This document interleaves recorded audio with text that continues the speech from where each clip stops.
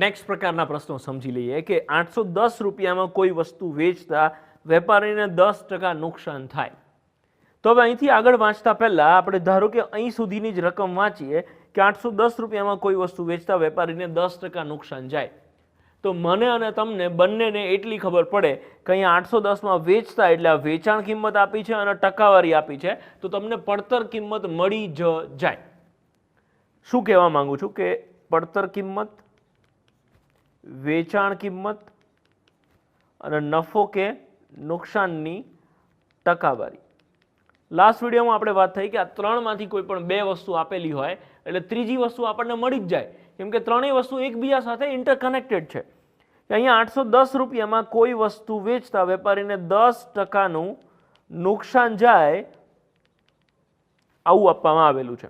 તો આનો સીધો અર્થ એવો થશે કે મને એની પડતર કિંમત મળી જ જાય. કેવી રીતે? તો કે અહીંયા ટકાવારી આપેલી છે એટલે આપણે ત્રિરાશી મૂકીને દાખલો ગણવો પડશે. ત્રિરાશી મૂકીએ શું મૂકીશું? તો કે પકી, વેકી, પકી 100 અને 10% નુકસાનની વાત કરી છે એટલે વેચાણ કિંમત 10% ઓછી એટલે કે 90 લખવી પડે. હવે રકમમાં આપણને 810 આપ્યું છે એ વેચાણ કિંમત આપેલી છે એટલે વેચાણ કિંમતના નીચે વેચાણ કિંમત લખીશું 810 અને પડતર કિંમત આપણે ગોતવાની થશે. અને હવે આનું તમે સાદુરૂપ આપો તો મને તો દેખાય છે કે 9 × 9 90 90 81 થાય તો 100 × 9 એટલે 900 જવાબ આવે. જો ડાયરેક્ટ દેખાય તો બહુ સરસ, અને જો એ ખબર ના પડે તો આપણે અહીંયા ક્રોસ મલ્ટિપ્લિકેશન કરીશું કે 810 × 100 અને 90 છે એ ભાગાકારમાં આવશે. અને હવે તમે છેદુરાડો 0 0 ઉડી જશે, 90 90 81 અને 100 × 9 એટલે 900. આ તમારો જવાબ થશે. શેનો? તો કે આ 900 તમને પડતર કિંમત મળી. તો પહેલી લાઈન વાંચી એના આધારે આપણને ખબર પડી કે 810 રૂપિયામાં કોઈ વસ્તુ વેચતા જો 10% નુકસાન જાય તો એ વસ્તુની પડતર કિંમત 900 રૂપિયા હોય. હવે ત્યાંથી આપણે રકમ આગળ વાંચીએ. રકમમાં એવું કીધું છે કે તો 10% નફો મેળવવા આ વસ્તુ કેટલા રૂપિયામાં વેચવી જોઈએ. એટલે કે આ વસ્તુ જો 810માં વેચો તો તમને 10% નુકસાન જાય. આ જ વસ્તુ પર તમારે 10% નફો લેવો હોય તો કેટલા રૂપિયામાં વેચવી જોઈએ? તો ફરી એની વેચાણ કિંમત શોધવાની છે. કઈ વસ્તુ? એટલે કે આ 900 રૂપિયાની જે વસ્તુ હતી ને એની એ જ વસ્તુ તમારે કેટલા રૂપિયામાં વેચવી જોઈએ એવો તમને પ્રશ્ન પૂછ્યો છે જો 10% નફો મેળવવો હોય તો સીધી વસ્તુ આનું આ સ્ટેપ તમારે ફરીથી મૂકવું પડશે અને ફરીથી ગણતરી કરવી પડશે. શું ગણતરી કરશો તમે? તો ફરી ત્રિરાશી મૂકો કે પકી, વેકી અને પકી 100. કેમ? તો કે ટકાવારી આપેલી છે એટલે. ટકાવારી ગોતવાની હોત તો સૂત્ર મૂકત. ટકાવારી આપેલી છે એટલે ત્રિરાશી મૂકીશું કે પડતર કિંમત 100. 10% નફો કીધો છે તો નફાવાળી વેચાણ કિંમત કેટલી થાય? તો કે 110. હવે અહીંયા 900 આપ્યું છે તમને, એ શું આપ્યું છે? તો કે પડતર કિંમત આપેલી છે. તો પડતર કિંમતના નીચે પડતર કિંમત તમે લખો 900 તો વેચાણ કિંમત શોધવાની અને હવે તમે ગુણાકાર કરો 900 × 110 ભાગ્યા 100. 0000 ઉડી જાય, 11 9 99 અને પાછળ એક 0 લાગી જાય તો 990. આ તમારો સીધો જવાબ થઈ ગયો. આખો પ્રશ્ન ફરી એક વખત તમે સમજો તમને શું આપેલું છે. તો રકમમાં તમને ખાલી એટલી જ રકમ આપેલી છે કે 810 રૂપિયામાં કોઈ વસ્તુ વેચવાથી વેપારીને 10%નું નુકસાન જાય છે. જો તમે 810માં વેચો તો 10%નું નુકસાન જાય, તો 10% નફો લેવો હોય તો કેટલા રૂપિયામાં વેચવી જોઈએ? આ આપણો પ્રશ્ન છે. તો આપણે પ્રશ્નવાળા લાઈનને ધ્યાનમાં રાખો કે 10% નફો મેળવવા આ વસ્તુ કેટલા રૂપિયામાં વેચવી જોઈએ. તો પહેલાં તો તમને અને મને આની જે પડતર કિંમત છે એ ખબર હોવી જોઈએ. જો પડતર કિંમત અને નફો નુકસાનની ટકાવારી આ બે વસ્તુ ખબર હોય તો જ આપણને વેચાણ કિંમત મળશે. સીધી વાત છે. તો અહીંયા પડતર કિંમત તમને ખબર હોવી જોઈએ. તો પડતર કિંમત તો ખબર નથી તો એ ક્યાંથી મળશે? તો કે આ પહેલી લાઈનમાંથી તમને પડતર કિંમત મળી જશે, કેમ કે પહેલી લાઈનમાં જે રકમ આપી છે એમાં તમને વેચાણ કિંમત અને નફો નુકસાનની ટકાવારી આ બે વસ્તુ આપી છે. તો એના આધારે પડતર કિંમત મળી જશે. આપણે 83 મૂકી દાખલો ગણી અને આ પડતર કિંમત ગોતી આવ્યા. કેટલી? તો કે 900. હવે આ પડતર કિંમત 900 મળી ગઈ તો તમને કીધું છે કે 900 રૂપિયાની જ આ વસ્તુ, અથવા તો એવું સમજો કે આવી બીજી એક વસ્તુ હતી, એક સરખી બે વસ્તુ હતી વેપારી પાસે, તો બીજી વસ્તુ જે છે એટલા જ રૂપિયાની છે 900 રૂપિયાની, એના પર 10% નફો મેળવવો હોય તો આ કેટલા રૂપિયામાં વેચવી જોઈએ? એવી રીતે તમે બે વખત ત્રિરાશી મૂકી અને દાખલાની ગણતરી કરો એટલે જે આવે તમારો જવાબ થશે. આગળ વધીએ અને આ પ્રકારનો બીજો એક પ્રશ્ન સમજીએ કે 12,000 રૂપિયામાં એક વસ્તુ વેચતા વેપારીને 20%નું નુકસાન જાય છે. તો આગળ રકમ વાંચવી જ નથી, આપણે અહીંયા જ ઊભા રહીએ. 12,000 રૂપિયામાં વસ્તુ વેચતા 20% નુકસાન જાય છે. 12,000માં વેચતા એટલે વેચાણ કિંમત આપી છે અને 20% નુકસાન એટલે તમને નુકસાનની ટકાવારી આપેલી છે. તો આપણે અત્યાર સુધી છેલ્લા 3-4 વિડીયોમાં એક જ વસ્તુ સમજ્યા છીએ કે ટકાવારી આપેલી હોય ત્યારે આપણે ત્રિરાશિ મૂકીશું. તો ત્રિરાશિ મૂકીએ કેવી રીતે? તો કે પકી, વેકી અને પકી 100. 20% નુકસાન, તો 20% નુકસાનવાળી વેચાણ કિંમત કેટલી હોય? તો કે 80 હોય. તો આપણી ત્રિરાશિનું પહેલું પદ મુકાઈ ગયું કે 100 રૂપિયાની વસ્તુ 80 રૂપિયામાં વેચીએ તો 20%નું નુકસાન જાય. અને અહીંયા 12,000 રૂપિયા આપ્યા છે. શું આપ્યું છે? તો કે 12,000માં વેચતા એટલે વેચાણ કિંમત આપી છે, તો આપણે 80ના નીચે જ લખીશું 12,000 અને અહીંયા ક્વેશ્ચન માર્ક, પડતર કિંમત આપણે શોધવાની છે. મને દેખાય કે 15 × 8 = 120 થાય છે. જો તમને ડાયરેક્ટ ગુણ્યા 15 દેખાતા હોય તો જવાબ 15,000 આવી જશે. નતર પછી ગણતરી કરવાની 12,000 × 100 અને આ જે 80 છે એ ભાગાકારમાં આવશે અહીંયા. હવે તમે છેદ ઉડાડો, 20 ઉડી જશે તો અહીંયા 5 વધે, 20 ઉડી જાય તો અહીંયા 4 વધે. 4 છેદ ઉડે તો 4 તરી 12 અને આ 3 0 છે એ પાછળ લાગી જશે એટલે 3000 × 5 એટલે જવાબ આવશે 15,000, 15,000. શું મળશે? તો કે આ વસ્તુની પડતર કિંમત તમને મળી 15,000 રૂપિયા. હવે તમને 15,000 રૂપિયા એટલે કે એની પડતર કિંમત કેટલી છે એ પ્રશ્નમાં નથી પૂછ્યું. હજી રકમ આગળ આપણે વાંચવાની બાકી છે. લાઈનમાં આગળ તમને એવું કીધું છે કે તો 30% નફો મેળવવા વસ્તુ કેટલા રૂપિયામાં વેચવી જોઈએ? તો 30% નફાવાળી વેચાણ કિંમત ગોતવાની બાકી છે. કઈ વસ્તુ પર? તો કે આગળની જે વસ્તુ તમને પડતર કિંમત મળી એ જ વસ્તુ પર. 15,000 વાળી બીજી એક વસ્તુ છે, એના ઉપર તમારે હવે 30% નફો મેળવવો છે, તો આ વસ્તુ કેટલા રૂપિયામાં વેચવી જોઈએ? તો તમારે ફરીથી પાછી ત્રિરાશિ મૂકવી પડશે. 30% નફો એટલે કે નફાની ટકાવારી આપેલી છે, તો આપણે ત્રિરાશિ મૂકીને દાખલો ગણીશું. કેવી રીતે? તો કે પકી, વેકી, પકી 100 અને 30% નફાવાળી વેચાણ કિંમત કીધી છે, તો 30% નફાવાળી વેચાણ કિંમત 130 થશે. અહીંયા 12,000 રૂપિયા એ આપણને પહેલી વસ્તુની વેચાણ કિંમત આપેલી હતી, બીજી વસ્તુની વેચાણ કિંમત ગોતવાની છે. તો બીજી વસ્તુની તમારે વેચાણ કિંમત ગોતવાની છે, તેની પડતર કિંમત તમારી પાસે હોવી જોઈએ. કેટલી? તો કે આગળના રકમમાં તમને મળી ગઈ છે કે એની પડતર કિંમત 15,000 છે. તો આ વસ્તુની પડતર કિંમત જો 15,000 હોય તો વેચાણ કિંમત ગોતો. અને હવે આપણે સાદુરૂપ આપીશું 15,000 × 100. જો તમને ડાયરેક્ટ દેખાય કે અહીંયા ગુણ્યા 1500 કરેલા છે, 150 સોરી ગુણ્યા 15 કરેલા છે, તો તમે 130 × 15 કરો એટલે 19,500 એ તમારો જવાબ આવશે.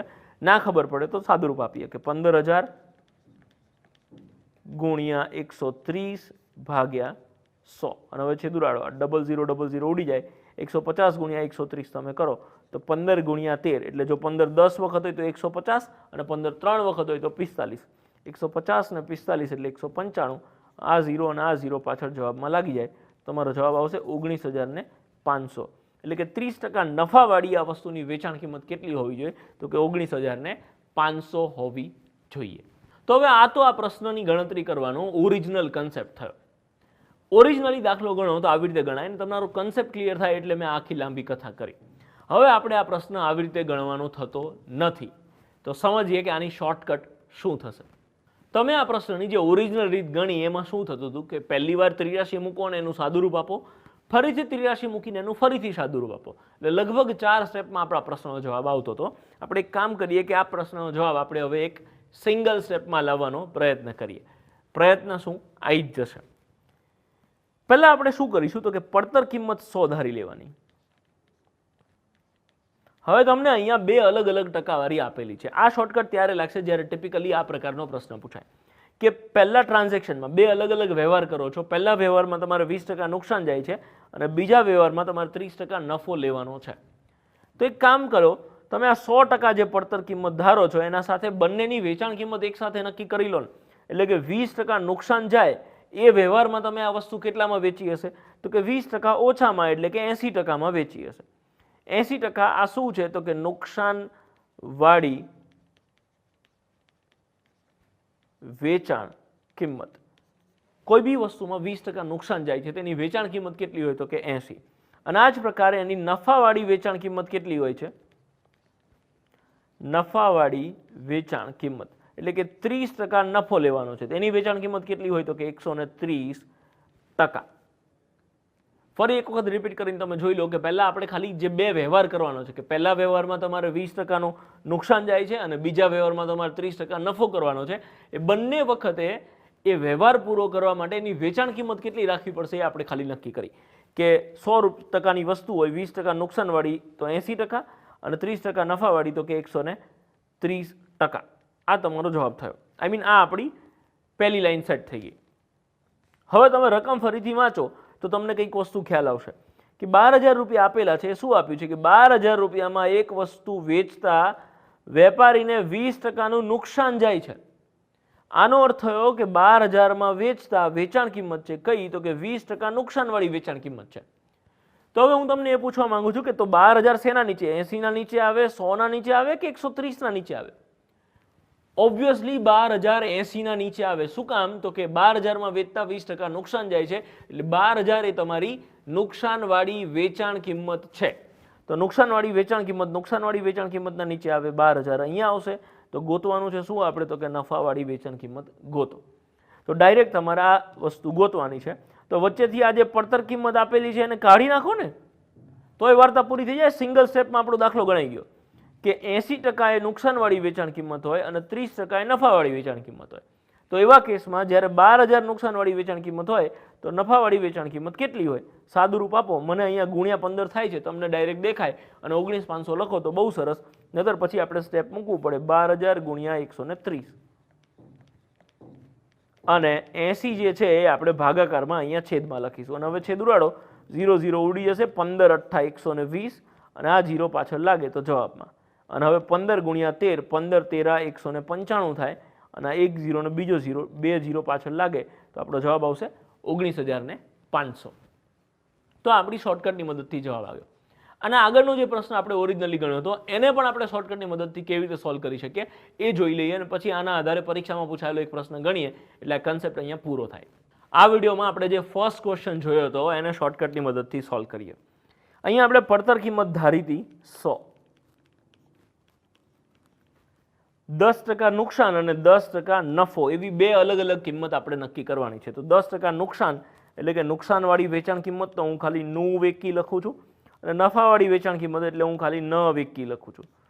10% નુકસાનવાળી વેચાણ કિંમત એટલે કે શું તો કે 100% વાળી વસ્તુ 10% નુકસાનથી વેચો તો 90%માં વેચાય અને 10% નફાથી વેચો તો 110%માં વેચાશે. હવે તમને રકમમાં શું આપ્યું છે કે 810 રૂપિયામાં વેચતા વેપારીને 10%નું નુકસાન જાય એટલે 810 તમને જે આપ્યું છે નુકસાનવાળી વેચાણ કિંમત આપેલી છે.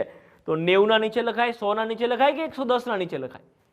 સીધી વાત, નુકસાનવાળી વેચાણ કિંમત છે એટલે 90ના નીચે લખાશે 810 અને તમારે ગોતવાનું છે શું તો કે નફાવાળી વેચાણ કિંમત. તો આ પડતર કિંમતને પિક્ચરમાંથી કાઢી નાખો કે જ્યારે નુકસાનવાળી 90 હોય ત્યારે નફાવાળી 110 હોય.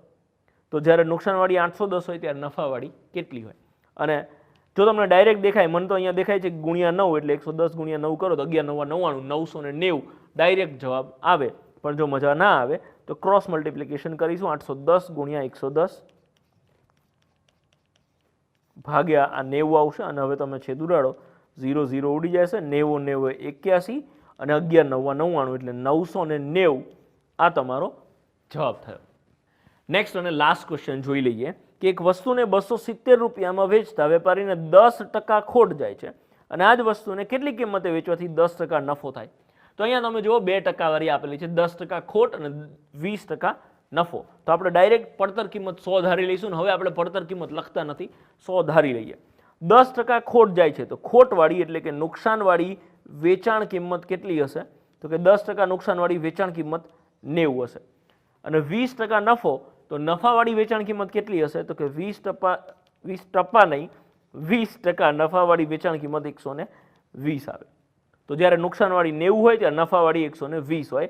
આ આપણે ટકાવારીમાં છે પણ દર વખતે ટકાવારીની નિશાની ના લખીએ તો ચાલે, આપણને ખાલી આંકડાથી મતલબ છે.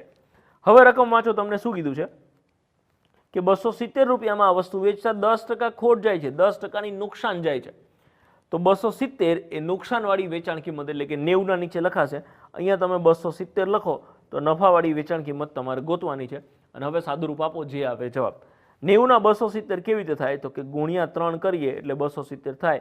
તો એ જ રીતે 12 તરી 36 એટલે 360 આ તમારો જવાબ થશે. અને જો આમ મજા ના આવે તો આપણે દર વખતની જેમ ઓરિજિનલ રીતે પણ ગણીએ છીએ કે 270 ગુણ્યા 120 થશે અને આ 90 ભાગાકારમાં આવશે. તમે છેદ ઉડાડો 0 0 ઉડી જશે, 9 તરી 27 અને 120 ગુણ્યા 3 તો 12 તરી 36, 360 રૂપિયામાં આ વસ્તુ વેચવાથી વેપારીને 20% નફો થાય, આવું આપણે કહી શકીએ. તો આ જ પ્રકારના કેટલાક એક્ઝામ્પલ્સની PDF તમને અહીંયા આપેલી છે. એક્ઝામ્પલ્સ સોલ્વ કરો અને પછી જ આપણે ત્યાંથી આગળ વધીએ.